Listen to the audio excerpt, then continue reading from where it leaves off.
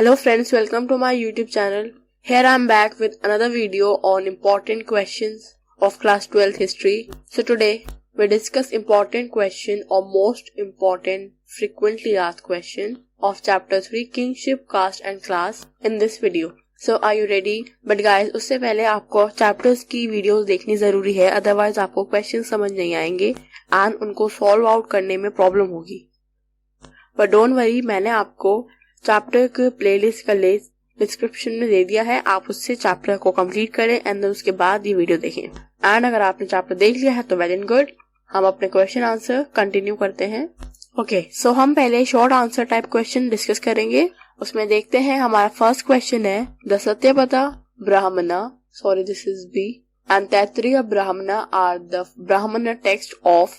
हमें ये बताना है कि ये दो ब्राह्मण टेक्स्ट हैं वो किस टेक्स्ट में से लिए गए हैं. ये जो दो वर्ड्स हैं इनके बारे में हमें किस टेक्स्ट से पता चलता है. सो इसका जो आंसर होगा वो होगा यजुर्वेद. हमने 4 वेदास देखे थे, उनमें से हमारा एक यजुर्वेद है. तो उसी ब्राह्मण टेक्स्ट से ये दो वर्ड्स, ये दो फ्रेजेस लिए गए हैं. Alright, second question, define the following. हमें यहाँ पे कोई वर्ड्स दिए हुए हैं, उनको हमें डिफाइन करना है. First word is patriliny. हम सब जानते हैं पैट्रिलिनी में क्या होता था. एक सोसाइटी का स्ट्रक्चर होता है जिसमें father to son and then son to grandson, ये जो प्रॉपर्टीज होती हैं, अथॉरिटीज या अगर किंगडम है या चीफडम है तो वो ट्रांसफर होती है. बेसिकली पैट्रियार्कल सोसाइटी होती है. तो आपको ये सब इसमें डिफाइन करना होगा.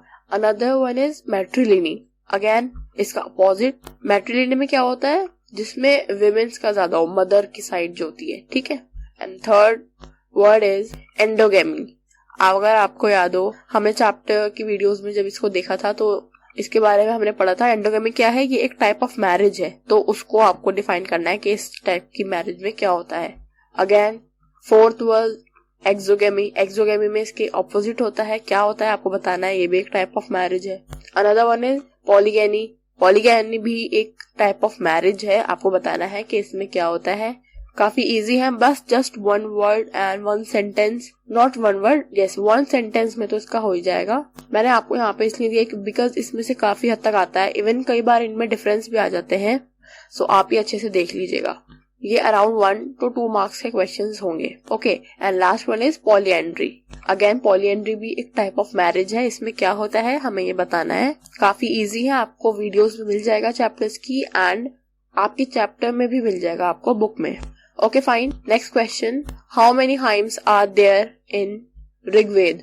Rigveda is among another 4 Veds जो हैं उनमें सबसे important and first वेद हमारा ऋग्वेद है. उनमें कितने हाइम्स हैं ये हमें करना है. बहुत इजी है ये क्वेश्चन, आपको जरूर याद होगा. कितने हाइम्स थे, अराउंड 1028. ठीक है, 1028 हाइम्स हैं ऋग्वेदास में. Now fourth question is which is the oldest religious scripture? Oldest religious scripture कौन सा है, हमें उसका नाम बताना है. Again very easy, very famous. इसका आंसर होगा भगवत गीता. भगवत गीता आपने जरूर नाम सुना होगा, बहुत फेमस है. और ये क्या है इस बुक में, इसमें लॉर्ड कृष्ण एंड अर्जुन जो कि 5 पांडवों में से थे उनके बीच कन्वर्सेशन है इस बुक में. ठीक है. Fifth question, name 4 Vedas and give some short information about them. 4 Vedas के नाम बताने हैं और उनके बारे में थोड़ी थोड़ी इन्फॉर्मेशन बतानी है. सो इन्फॉर्मेशन में क्या क्या आ जाएगा एंड 4 वेदास कौन से हैं. फर्स्ट ऑफ ऑल आपको पता होना चाहिए ऋग्वेदा, सामवेद, यजुर्वेद एंड अथर्ववेद. ऑलराइट, ये 4 वेदास हैं. इनके अलावा इनकी इन्फॉर्मेशन में आप क्या क्या लिख सकते हैं, इनके बारे में थोड़े बहुत इनके हाइम्स लिख दीजिए कि किस में कितने हाइम्स हैं. बट जस्ट आपको इन्फॉर्मेशन होनी चाहिए है बिकॉज कुछ भी क्वेश्चन आ सकता है बोर्ड के एग्जाम में. सो आप उसको छोड़ के नहीं आओगे बिल्कुल भी, आपको सारी इन्फॉर्मेशन होगी तो आप लिख सकते हो. अदरवाइज एग्जाम में नहीं आया, क्वेश्चन नहीं आया तो फिर भी आपके पास नॉलेज तो होगी एटलीस्ट. तो कुछ बुरा नहीं होगा अगर आप कुछ एक्स्ट्रा कर लोगे. राइट, ये 5 क्वेश्चन हो गए हैं. ये थे हमारे कुछ शॉर्ट आंसर टाइप क्वेश्चन. इनमें आप ऐसे भी आ सकता है जैसे कि आपने गायत्री मंत्र का नाम सुना होगा, अगेन वेरी फेमस. तो ये किस वेद से लिया गया है आपको ये पता होना चाहिए. ये ऋग्वेद से लिया गया है. एंड जैसे आपके बुक में महाभारत के बारे में काफी कुछ है, हम महाभारत के ही कॉन्टेक्स्ट में पढ़ रहे थे, तो आपको महाभारत के बारे में थोड़ा बहुत पता होना चाहिए.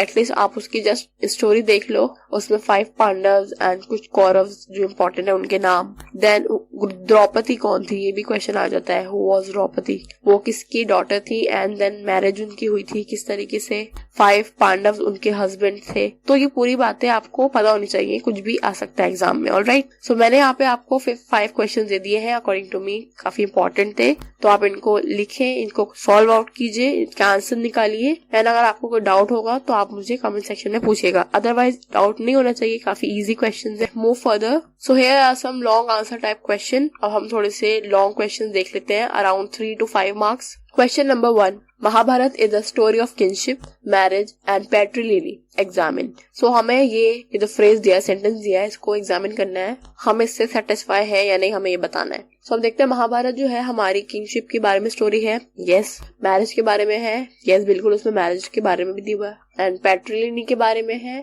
पैट्रिलिनी के बारे में भी है। एंड हमें इन सब पॉइंट्स को थोड़ा सा इलेबोरेट करके लिखना होगा। एंड वो कैसे होगा, आपको जस्ट इसमें क्या क्या बताना है स्टार्टिंग में बता देना। जैसे महाभारत ये जो है एपिक है, डायनेमिक एपिक और लॉन्गेस्ट है वर्ल्ड में। देन इसके बारे में आप किंगशिप के बारे में क्या बता सकते हो, इसमें किंगशिप के बारे में यही सब आएगा, इनकी फैमिलीज के बारे में, जैसे कि पांडव थे, कौरव थे। देन उन दोनों में दो डिस्प्यूट जो हुए, जो बैटल ऑफ महाभारत हुई, एक्चुअली उसका कॉज क्या था, पावर क्या, थ्रोन को ऑक्यूपाई करना या टेक ओवर करना, ठीक है ना। तो अब यही बातें आ जाएंगी पैट्रिलिनी में, तो ये काफी ज्यादा एक दूसरे से कनेक्टेड है। तो इस तरीके से आप इसको पूरा लिखेंगे। सो इनमें ये सब आ जाएगा। अदर इनकी फैमिली में आप और मेंशन कर सकते हो कि ये सिंगल फैमिली से, सिंगल क्लैन से बिलोंग करते थे, वो था कुरु। ये मैंने आपको वीडियो में बताया भी है। सो देन जब ये लोग यंग हो गए एंड इन्होंने देखा कि पावर को कौन लेगा, एंड पूरी कहानी तो आपको पता ही है, तो तब महाभारत का वॉर हुआ। एंड मैरिज के बारे में इसमें कैसे पता चलता है, इसमें आप थोड़ा बहुत डॉटर के स्टेटस के बारे में, मदर के स्टेटस या वुमेन के स्टेटस के बारे में बता सकते हैं। एंड जो हमने टाइप्स ऑफ मैरिजेस पढ़ी है, आप उनको मेंशन कर सकते हो। आपने स्वयंवर सुना होगा, and Draupadi's marriage very famous, उसके लिए एक कंपटीशन रखा था, आप सब स्टोरी जानते हैं, तो वो सब आप इसमें मेंशन कर सकते हो। अराउंड 5 मार्क्स का क्वेश्चन तो ये हो गई पक्का। एंड महाभारत से मोस्टली मैं क्वेश्चन बता रही हूँ आपको 5 मार्क्स के आते हैं, बिकॉज इसमें कोई छोटा क्वेश्चन बन ही नहीं पाता। अब जैसे हमारा सेकंड क्वेश्चन है, वही देख लो, examine how you will prove that the text of Mahabharata was a dynamic one. This is another important question and long question। आपको बताना होगा dynamic text कैसे कह सकते हैं हम महाभारत को।